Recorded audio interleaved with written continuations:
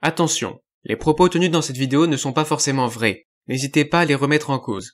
D'autre part, ce que j'avance dans cette vidéo n'est pas forcément mon opinion au moment où vous l'écoutez. Mon opinion a pu changer. Enfin, je vous demanderai de ne pas extrapoler à partir de cette vidéo des positions politiques et ou philosophiques que j'aurai. Les propos tenus dans cette vidéo n'ont pas vocation à être entendus comme un engagement politique et ou philosophique de ma part. Ce ne sont que des réflexions que je vous partage. Pour plus de renseignements, je vous renvoie à la vidéo de présentation de cette série dans la description. Bon visionnage, ou plutôt bonne écoute.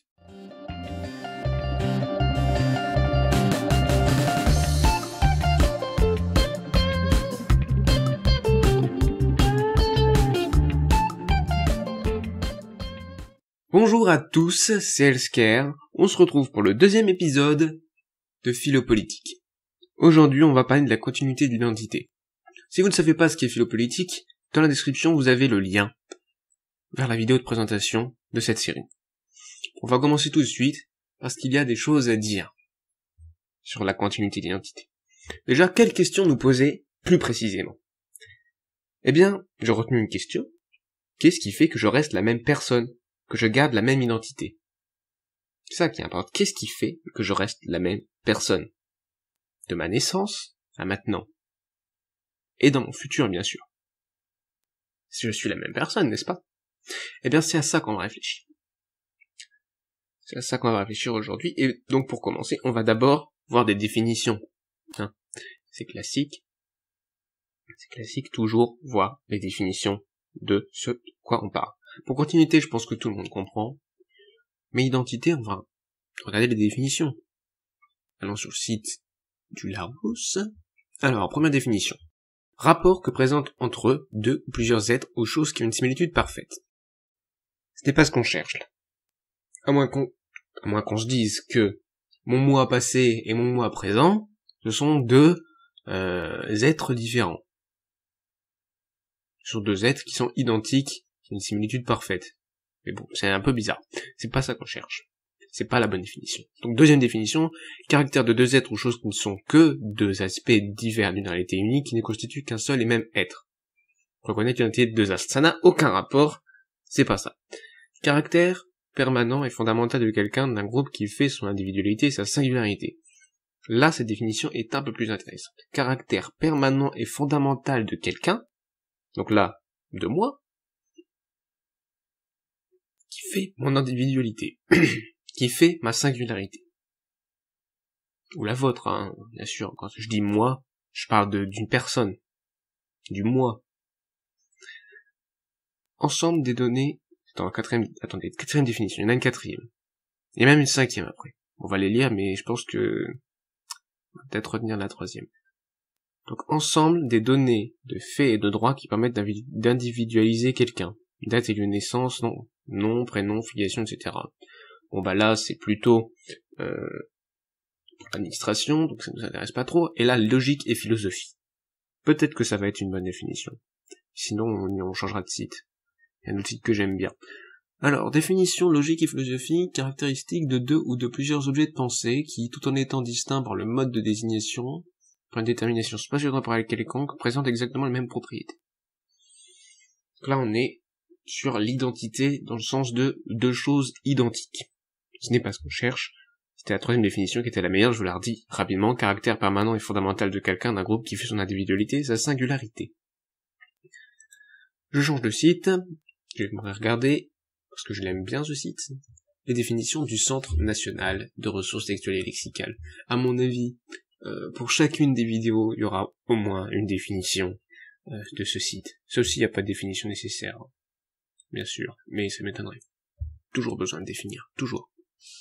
C'est très important parce que des fois on parle de choses avec une personne et on n'est pas d'accord. On n'est pas d'accord. Mais pourquoi? Parce qu'on n'a pas la même définition. Et ça c'est embêtant. Bref. Identité, caractère de deux ou plusieurs êtres identiques. C'est pas ça. B. Caractère de ce qui, sous des dénominations ou des aspects divers, ne fait qu'un ou ne représente qu'une seule et même réalité. Là, il y a quelque chose. C'est plus celle-ci. Caractère de ce qui demeure identique ou égal à soi-même dans le temps. Identité personnelle. Et c'est ça. Ça, c'est la définition. Caractère de ce qui demeure identique ou égal à soi-même dans le temps. Qu'est-ce qui fait que je reste identique, égal à moi-même dans le temps?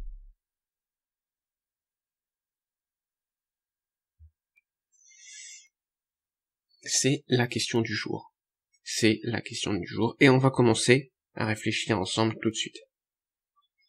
Donc j'ai pris des notes de réflexion, parce que c'est un sujet assez complexe, qui nécessite beaucoup de réflexion et plus de temps quand même. Je peux pas le faire complètement en improvisant. Donc c'est en 5 points. 5 points avec des sous-points bien sûr, mais première partie, disons. Le bateau je voulais vous parler du bateau de Thésée. Est-ce que je reste la même personne parce qu'il y a une continuité matérielle d'identité? C'est ça la question de ce point. Est-ce qu'il y a une continuité matérielle d'identité? D'abord, je vais vous parler du bateau de Thésée, de la légende du bateau de Thésée, dite la première fois par Plutarque. Pour résumer, on va faire court. Le bateau de Thésée, c'est un bateau qui, d'après la légende, a vécu tellement longtemps qu'on a changé toutes ses pièces. Il n'y a plus à la fin du voyage de Thésée, il n'y a plus aucune pièce d'origine sur ce bateau. Et la question, c'est, est-ce que c'est le même bateau que celui d'origine? Est-ce que c'est toujours le bateau de Thésée, vu qu'il a tout, il n'y a plus aucune pièce d'origine? Et si quelqu'un a acheté toutes les pièces d'origine qu'on a enlevées au bateau petit à petit pour les remplacer, et qu'il reconstruisait un bateau, si possible, plus à l'identique de celui du bateau de Thésée d'origine. Lequel des deux bateaux serait le bateau de Thésée? Est-ce que ce serait celui qui est reconstruit à partir des pièces d'origine, ou est-ce que c'est celui qui est à Thésée, où on a renouvelé toutes les pièces? Il n'y a pas de réponse. C'est une énigme, c'est une légende, c'est une énigme. Et vraiment, comme toutes les énigmes, il n'y a pas de réponse simple. La question du coup là, c'est la continuité matérielle d'identité. Si on transpose ça chez l'homme, est-ce que, vu que mes cellules se renouvellent, donc je change de matière, on renouvelle mes pièces, est-ce que du coup, c'est toujours moi? On a changé mes pièces. Il me semble qu'il y a des cellules qui ne se renouvellent pas du tout, peut-être dans le tronc cérébral, enfin quelque part.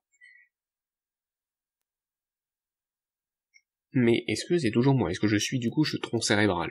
Il y a plein de questions. S'il y a continuité matérielle, quid du renouvellement cellulaire? C'est ça la question. Quid du fait que ma matière ait été une pomme également, avant, de l'eau, de l'air, etc. Ce que mes parents mangeaient. Est-ce que je suis... Parce que, à l'origine, qu'est-ce que j'ai été?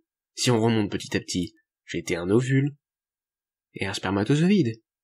Et même avant ça, j'ai été de la matière qui a été mangée pour faire des ovules, pour faire des spermatozoïdes. Et j'ai peut-être des bouts d'origine, imaginons des morceaux d'ovules qui étaient en fait quelques atomes qui appartenaient à une plante, mais ça c'est fort probable, ou à un dinosaure, ou même à, je sais pas, peut-être quelques atomes qui appartenaient à Richard Cœur de Lion, à la reine Cléopâtre, pourquoi pas, je ne sais rien. Et à l'origine, même si on remonte encore, ma matière, elle vient du Big Bang, n'est-ce pas? Elle vient de la matière, c'est la matière initiale. Nous sommes tous le Big Bang, nous sommes tous la matière initiale. Si une telle matière existe, puisque le Big Bang, c'est une théorie qui est difficilement prouvable. Enfin, on peut prouver que l'univers a dû se retrouver dans un point très petit, mais on ne sait pas. On ne sait plus, à partir d'un certain point dans le passé, on ne sait plus ce qu'il y a. On connaîtra peut-être jamais notre origine. Bref, peu importe. Et du coup, si la continuité matérielle, je suis un tronc cérébral. Si la continuité matérielle dans le temps, je suis le Big Bang. Cette voie de réponse semble être compromise. Il faut en chercher une autre. Deuxième partie. L'âme. Oui, est-ce que c'est ça qui fait que je reste la même personne? Nous serions des âmes incarnées dans des corps. L'âme est immatérielle, insaisissable. Elle peut prendre possession d'un corps, d'une cellule œuf, d'un fœtus, peu importe. dans la théorie, dans ce qu'on veut que soit une âme, dans l'idée d'âme. Mais donc il existerait un stock d'âmes.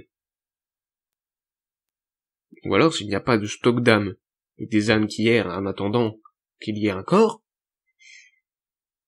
est-ce qu'il y a réincarnation? S'il y a réincarnation, pourquoi n'y a-t-il plus de souvenirs? Pourquoi la personnalité a-t-elle changé? Est-ce du coup la même personne? Ben normalement oui, s'il y a une âme. La voie de l'âme, c'est un gouffre sans fond de questions sans que jamais de réponse puisse être donnée. C'est possible. Mais on ne pourra jamais prouver quoi que ce soit sur l'âme, puisque c'est insaisissable, immatériel, c'est impossible de savoir quoi que ce soit. On pourrait se dire, mais on peut faire comme les trous noirs, en regardant les effets qu'elle a sur le monde, cette âme. Bien sûr. Il faudrait savoir quel effet supposé elle aurait. Ben justement, la vie d'un individu, l'intelligence humaine. Donc les animaux ont-ils des âmes? La question de l'âme s'embête. Trop complexe, impossible à saisir, vraiment. Donc même si cette voie reste ouverte, puisqu'elle est toujours ouverte, la voie de l'âme, on va chercher d'autres voies. Je vous garantis pas de réponse dans cette vidéo. Hein.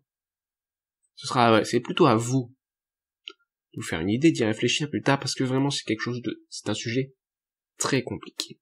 Et en philosophie, il y a rarement, voire jamais,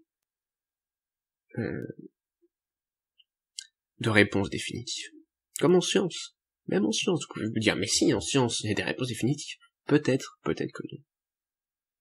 En science, c'est plus particulier parce que on tient les choses pour vraies jusqu'à temps qu'elles soient remises en cause, et qu'il y ait des preuves, de meilleures preuves, pour d'autres théories.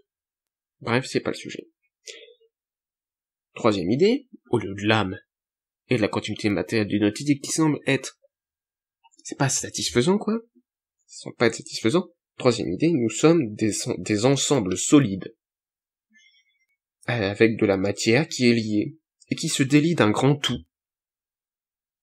Un grand tout de notre corps, hein, disons, comme ça, pour qu'une autre prenne sa place. En gros, nous sommes un ensemble de matières liées, notre corps, qui peut se décoller des autres, de la table, de la chaise, vous comprenez, je pense. On est liés.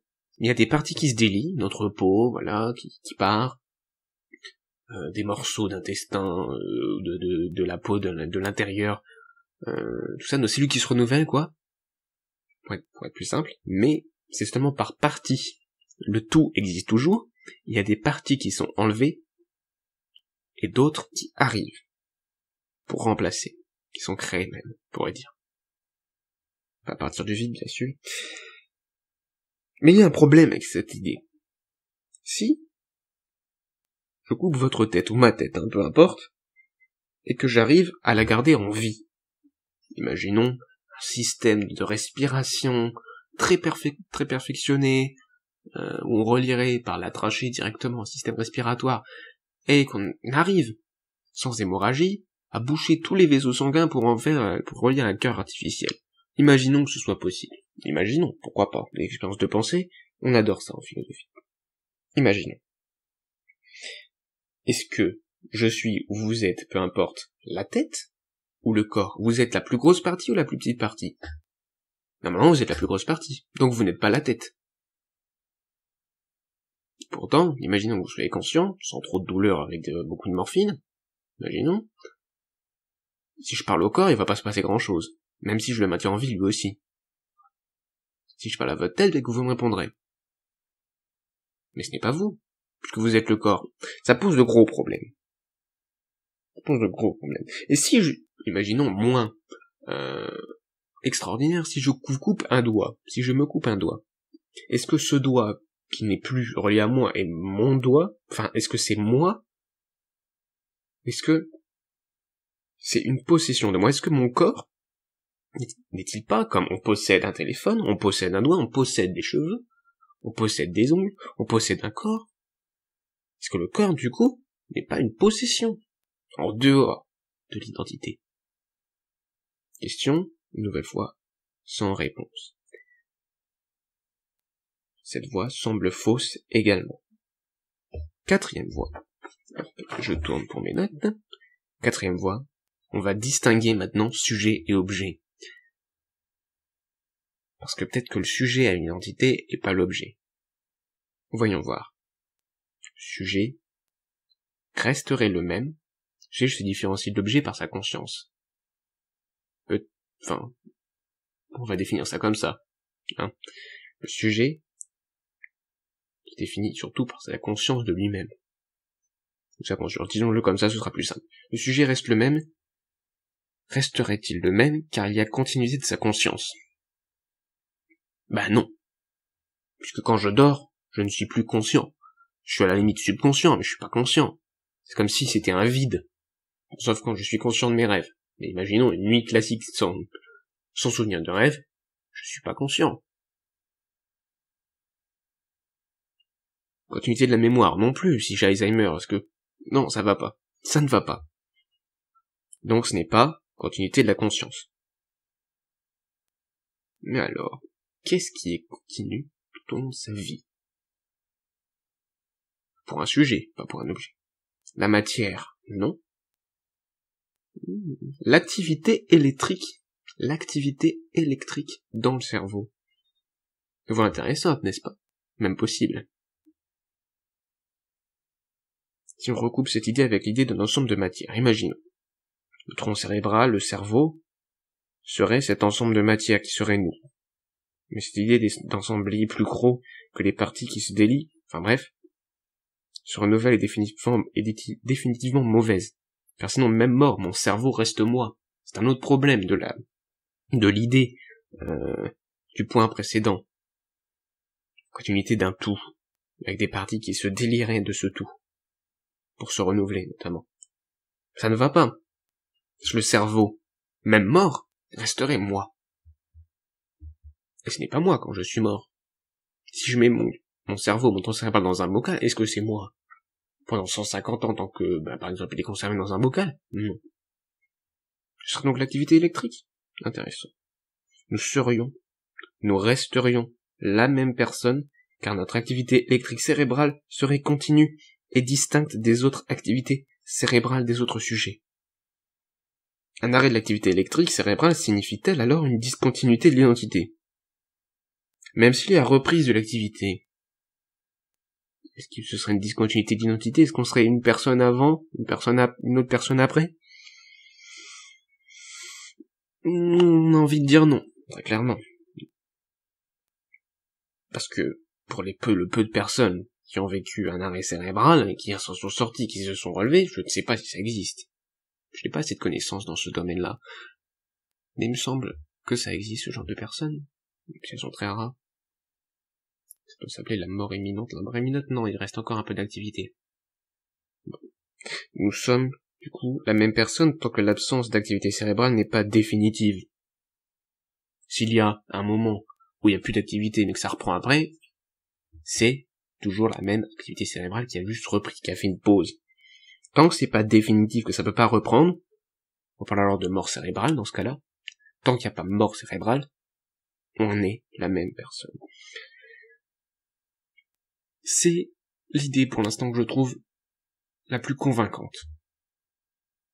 Mais le débat reste ouvert. J'aimerais aborder une cinquième et dernière idée. Car il y a un problème. Un objet modifié, on revient sur les objets, plus sur les sujets, n'a plus la même identité s'il est modifié. En a-t-il seulement une, du coup, puisqu'il n'y a pas d'activité cérébrale? Qu'est-ce qui fait qu'un objet a une identité? Qu'est-ce qui fait que, par exemple, ce livre-là, qui est proche de moi, est toujours le même livre? Ben oui. Si je le modifie, si j'écris dessus, est-ce que c'est le même livre? C'est le même livre plus une écriture? Ou c'est le même livre modifié? Ça pose un problème pour les objets. Pour les sujets, on a un début de réponse. Pour les objets, on n'en a pas. Est-ce que l'identité, est-ce qu'on pourrait pas trouver une définition d'identité, une continuité de l'identité, qui correspond aux objets et aux sujets? Eh bien, il y a une dernière piste. Nous sommes la même personne, ou cet objet est le même objet, tant qu'il y a quelqu'un pour nous reconnaître, pour reconnaître cet objet, en tant que tel. Ce quelqu'un qui nous reconnaît comme étant cette personne, ou qui reconnaît un objet comme étant cet objet, peut être nous-mêmes. On reste la même personne parce qu'on se reconnaît comme étant la même personne, ou parce que d'autres nous reconnaissent comme étant la même personne. En gros, l'identité, ce serait celle qu'on nous donnerait. Elle ne serait pas et ne serait pas dans notre essence. Elle serait ajoutée par les autres, par un regard. Pourquoi pas? Idée intéressante également. Ce sont les deux idées, celle-ci et celle de l'activité électrique cérébrale, qui peut reprendre, donc quand il n'y a pas de mort cérébrale, ce sont les deux idées, les deux hypothèses, les deux théories, disons, disons des grands mots, qui sont les plus intéressantes à mes yeux, pour expliquer pourquoi je reste le même, pourquoi je garde la même identité, au travers du temps, au travers de l'espace bien sûr. En définitive, pour conclure, nous sommes différents, car nous changeons. Et pourtant nous restons les mêmes. Nous sommes pas les mêmes, mais nous sommes les mêmes. Étrange, n'est-ce pas? Paradoxal, non? Sommes-nous réellement la même personne?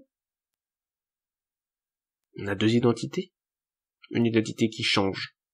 On peut pas être la même personne sans... L'identité a-t-elle vraiment un sens? Je joue sur cette question qui n'a pas de réponse immédiate, de réponse toute faite. Qui pourrait même mériter un épisode dans longtemps, je ne sais pas.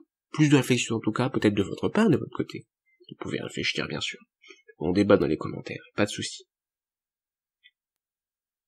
Si elle a un sens, l'identité, imagine, n'est-elle pas entièrement subjective du coup? Notamment par rapport à cette idée, cette dernière idée qu'on a développée avant cette conclusion, comme quoi nous serions les mêmes personnes tant qu'il y a quelqu'un pour nous reconnaître comme tel. Le débat reste ouvert. J'ai abordé le sujet. Je n'ai pas de réponse définitive, c'est un sujet qui m'a longtemps titillé, qui m'a longtemps turlupiné. Déjà en terminale, quand le professeur parlait de ça, je me disais oui, c'est étrange, c'est un paradoxe, l'identité, ça veut rien dire. Peut-être que si, peut-être que non. J'ai émis des pistes de réflexion. À vous de trancher, à vous de vous faire votre propre idée, à vous de débattre. Cette question pourrait avoir de l'intérêt. Peut-être dans les domaines de l'administration. Peut-être dans les domaines personnels, sur ce que vous pensez de vous, ou sur ce que vous pouvez penser des autres. Bref, merci d'avoir écouté. Merci d'avoir écouté. Merci de vous intéresser à ce sujet, et à ces sujets. Merci de réfléchir avec moi. À bientôt, c'était Elsker.